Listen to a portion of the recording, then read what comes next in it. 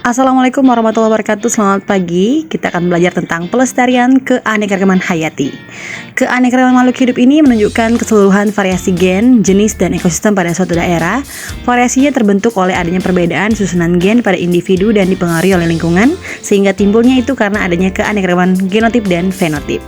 Tujuan dari kehati itu adalah menjamin kelestarian atau kestabilan fungsi ekosistem, mencegah kepunahan spesies, dan menyediakan sumber plasma nutfah untuk mendukung pengembangan dan budidaya kultivar tanaman pangan, obat, maupun hewan ternak. Nah, tujuan yang pertama menjaga kestabilan fungsi ekosistem ya, karena ekosistem itu sebagai penjaga kehidupan. Nah, kita akan lihat dua jenis konservasi keanekaragaman hayati. Yang pertama ada in situ, yaitu dilakukan di dalam habitat aslinya, misalnya cagar alam, taman nasional, suaka marga satwa, taman hutan raya, dan taman laut.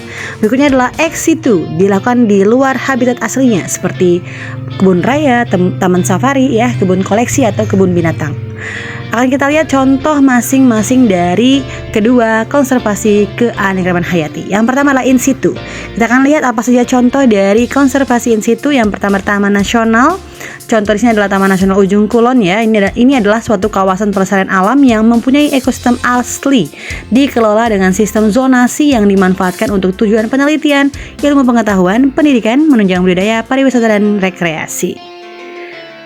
Ini banyak sekali contoh taman nasional di Indonesia ya, ada Ujung Kulon, Wakatobi, Gunung Ciremai, kemudian ada Betung Karimun, Semeru Betiri ya, kemudian ada juga Bukit 12, Gunung Rinjani, Sebangau, Kerinci Seblat, Gunung Halimun, Salak, dan Situbondo, Jawa Timur. Sebenarnya masih banyak lagi ya contoh dari taman nasional. Seperti ini ada 50 buah di Indonesia ya. Jadi sangat banyak, Indonesia ini sangat berlimpah sekali biodiversitasnya, sehingga kalau kita mau lihat yang aslinya tuh ada di taman nasional ini.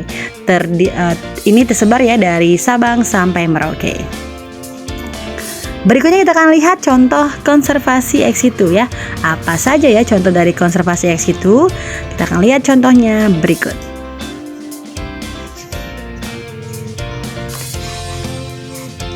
Konservasi ex situ ini adalah konservasi yang dilakukan di luar habitat asli ya. Contohnya adalah Taman Safari.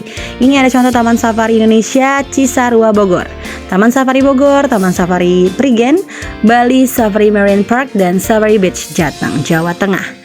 Ya, sebenarnya juga banyak contoh lain lagi dari Taman Safari ini.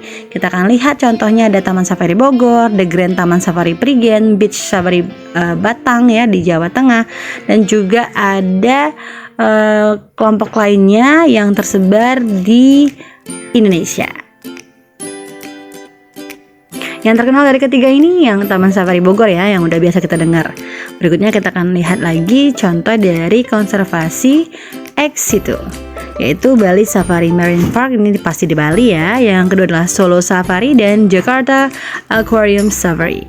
Nah, ini semuanya adalah buatan ya, artinya mereka ini dikumpulkan ke tempat yang bukan habitat aslinya, sehingga mereka itu dijaga dan dilestarikan di beberapa jenis taman safari.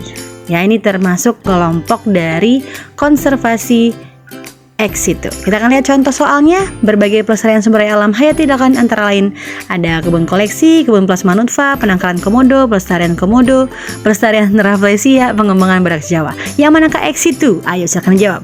A, B, C, D, E. 1, 2, 2, 3, 2, 4, 3, 4, atau 4, 5. Apa jawabannya? Sama-sama kita lihat. Ex situ itu adalah 1 dan 2. Itulah jawabannya. Terima kasih.